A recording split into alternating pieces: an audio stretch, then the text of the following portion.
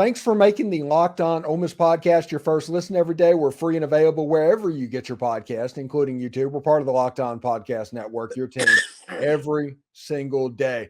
Hello, I'm Stephen Willis alongside Tom Vanderford for his weekly segment on Friday night. Tom, another home game is right around the corner, buddy.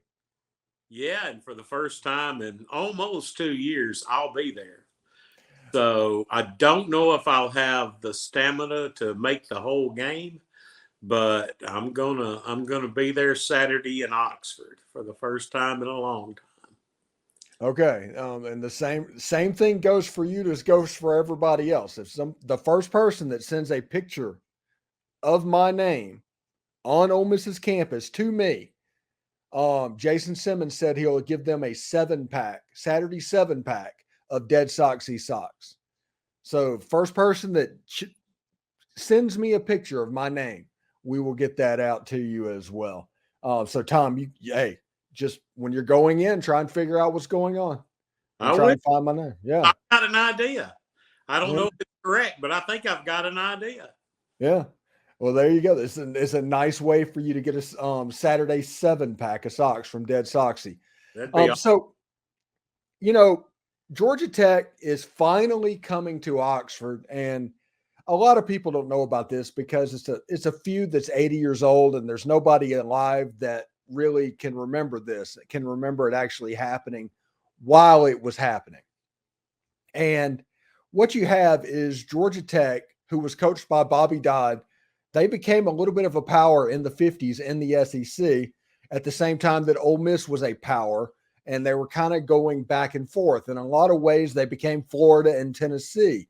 And Bobby Dodd used Ole Miss and Mississippi State in the rubber chicken circuit, talking about how he's never going to play them. He doesn't want to go to the state of Mississippi, all of that. Georgia Tech has their late hit from Alabama. They throw a temper tantrum. They lead the SEC. About 10 years later, they realized how big of a mistake they made. And they tried to get back in there. And they had letters of recommendation from Vince Dooley and Bear Bryant and all the heavy hitters. But little Ole Miss is like, no, we're good. And now Georgia Tech is in the ACC. But what started that feud to completely begin happening finally comes to an end with Georgia Tech playing Ole Miss Saturday night. That's true. That's a cool tidbit. Mm-hmm. Yeah, and it's one of those things that you almost have to be a true historian of Ole Miss kind of to understand how that went. But yeah, it's interesting that this is the end of an 80-year-old grudge that literally prevented Georgia Tech from making $30 million a year now. Yeah. Georgia Tech doesn't get because they made that mistake back then. Oh, yeah. So, yeah, that was kind of an expensive attitude by Bobby Dodd. Yeah, that's true. I can remember back at different times at Ole Miss, I've had friends that said, we just need to leave the SEC and go to a different conference and we can be more competitive. And I'm like, no, we're charter members of the SEC. It's where we belong. Yeah. Well, the alternative is to end up like Georgia Tech or Tulane. Exactly. And don't want that to happen. Man, Tulane leaving the SEC, it just astonishes me how dumb of a move that was. Yeah, they goofed up. Like you said, make it right. But it's funny that I think, if I remember correctly, the two schools that said, no, that's cool, were Ole Miss and Mississippi State. Mm-hmm. They took offense to Bobby Dodd's Mississippi comments. Yeah. It came back and it bit them. Yeah, it did. It's bitten them pretty good, honestly. Although Georgia Tech has a much better team than they had a year ago. They had 2 ranked wins when Brent Key was the coach after they got rid of Jeff Collins, which was more than the number of ranked wins that Jeff Collins was able to win. Good team. They played hard, but those ranked road wins is something that in this situation, Ole Miss probably needs to have its ears up about. Oh, I completely agree. And I know Georgia Tech was poached a little bit through NIL, but they also did some poaching. In my opinion, they're improved at quarterback. Their secondary is pretty good, even though we poached one from their secondary. I do think that if our offensive line corrects the deficiencies that we saw Saturday and blocks like they did last year, I do think this may be a coming out party for number 4. And like you said, I agree that there's a good chance that we might get Trigg involved. I hope this weekend as well. That'll open up some stuff as well. Although I'm really, really hoping, and it might not be possible, but I'm hoping that we have Trey Harris, Zachary Franklin, and Jaden Priestcorn for the Alabama game. That's more of a wish than reality, but that's my hope. I think Trey Harris, that's possible just by looking at the way Trey Harris was moving around during the Tulane game. He had a sleeve on his knee, but he was moving around all right, and they have him immobilized at the moment so it can heal. Zachary Franklin is kind of pseudo beginning practice Georgia Tech week. That makes me think that he's at least going to be going full go next week, if not then LSU. And Caden Priestcorn, we hadn't heard anything about.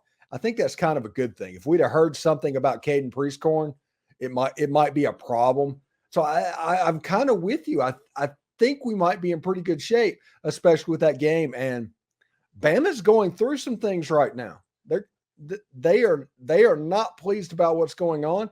They got a 32-point line at South Florida, and everybody's like, I don't know if we can cover that. And it's like, come on, it's South Florida. I mean, you got this. Right. Well, everybody that works in North Mississippi has tons of Alabama fans that they work with. Some of them went to state, and some of them went to – not very many of them actually went to Alabama. But I was talking to our HR manager, a lady actually, and she's huge Alabama fan.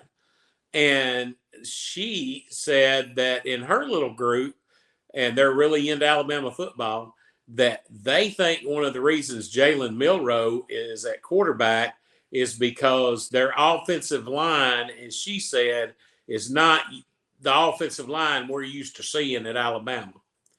So I think maybe it was just Texas's defensive line was so much better.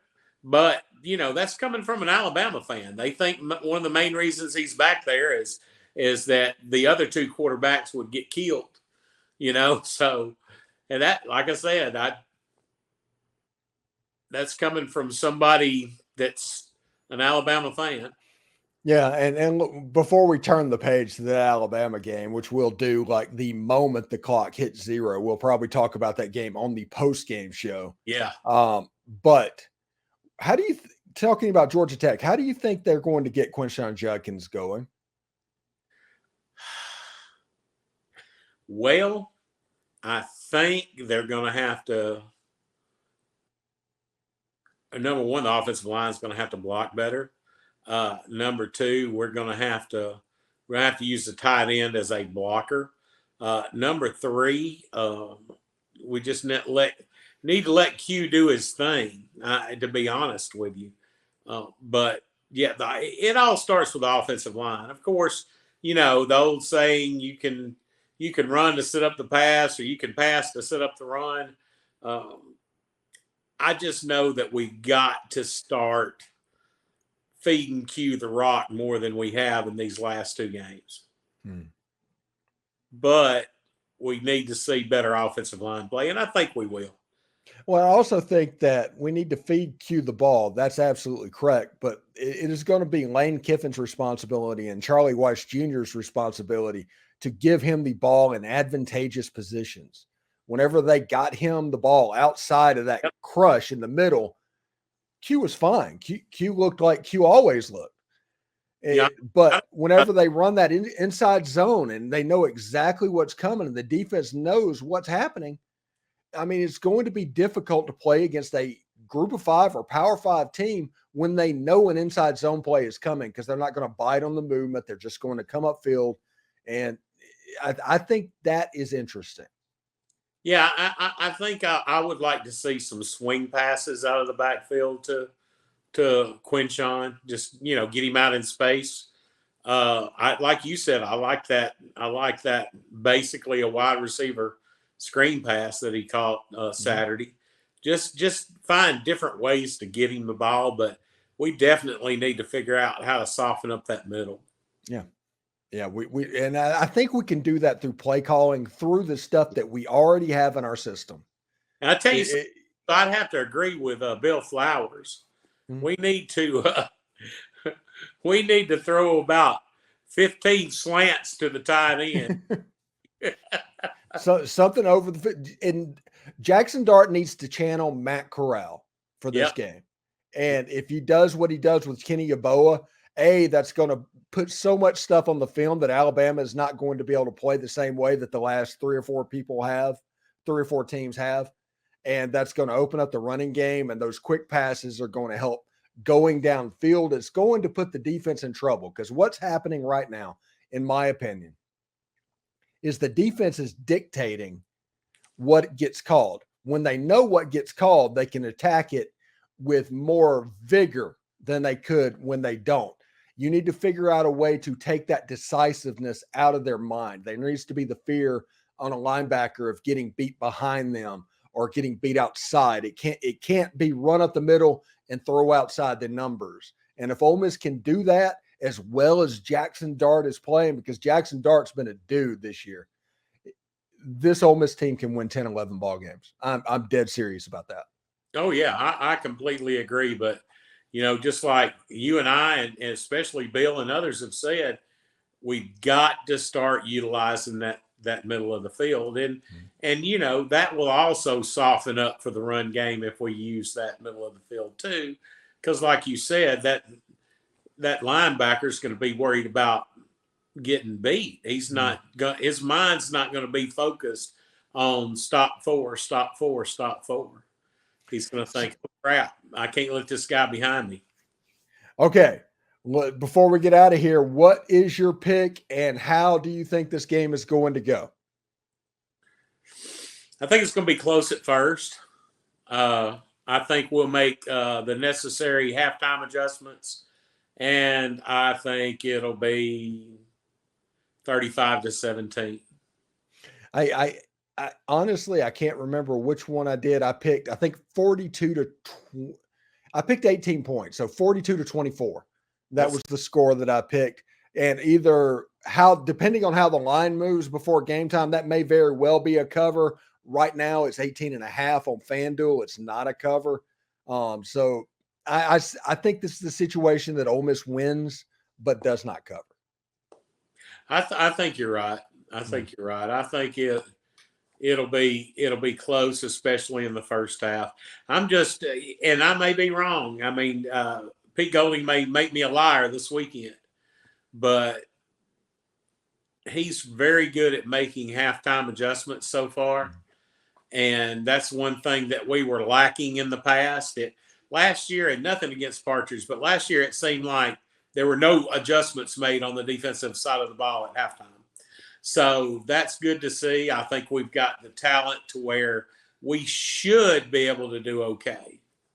Nothing would make me happier to see us blow them out, but I don't think that's going to happen. Yeah, and hey, I just want Ole Miss to win by 1. I'm not going to cover watch for this game. I just want Ole Miss to win the football game, and then we can get ready for Alabama and LSU, because it gets real. Yeah. About midnight Saturday night, it gets really, really real. Yeah, somebody, it may have been Saturdays down south, asked, does Ole Miss have a shot at winning the West? And I just said, get back with me after the Arkansas game. Yeah, seriously. Let's see what we do with Alabama, LSU, and Arkansas. And then if we're favorable with those, I say we got a good shot. Yeah. I think Ole Miss can beat every team that's in the West, but there's just a difference between can, should, and will. So if you're asking, can Ole Miss win the West? Yes, absolutely. Right. Should they? And I don't know. Will they? Who knows? Exactly. But can they? Yeah, I think they absolutely can. Anyway, thank you for making the Locked On Ole Miss podcast your first listen every day. We're free and available wherever you get your podcast, including YouTube. We're part of the Locked On Podcast Network, your team every single day. And don't forget to check out the home team broadcast, even if you're out of the area, on Sirius XM Channel 81. David Kellum and the boys are going to let you know about the adjustments that are made from Tulane to Georgia Tech. It's on the SXM app. Just search Ole Miss Rebels. The Locked On Ole Miss podcast is on there as well. So pretty good thing indeed. Anyway, Tommy, thank you very much for coming on today. We'll talk to you next week, man. Hey, you got it, buddy. Hotty toddy. Hotty toddy.